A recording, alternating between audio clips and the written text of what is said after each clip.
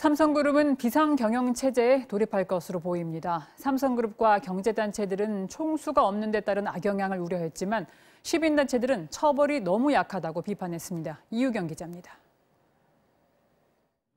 삼성그룹은 법원 판결에 대해 공식 입장도 내지 않는 등 큰 충격을 받은 모습입니다. 내부적으론 이 부회장이 없는 가운데 어떻게 그룹을 운영할지를 놓고 내부논의를 계속하고 있는 것으로 알려졌습니다.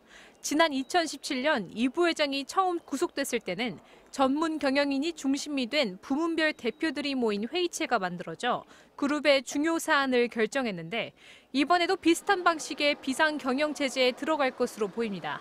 삼성그룹은 총수 부재로 인해 대규모 투자와 신사업 진출 등 핵심 의사결정이 쉽지 않을 거라고 얘기하고 있습니다.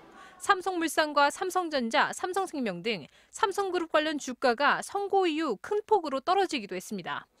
전경련과 경총 등 경제단체들도 삼성의 경영 공백으로 경제와 산업 전반에 대한 악영향이 불가피하다며 판결에 아쉬움을 표했습니다.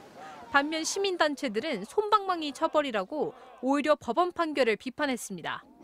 참여연대는 범죄의 중대성과 국정농단으로 야기된 사회적 혼란 등을 감안하면 매우 부당한 판결이라고 주장했고 경실련도 중형 선고가 마땅한데도 이 부회장의 준법 경영 의지를 높이 판단하는 모순된 논리로 1심에도 못 미치는 형량을 적용했다고 지적했습니다. MBC 뉴스 이유경입니다.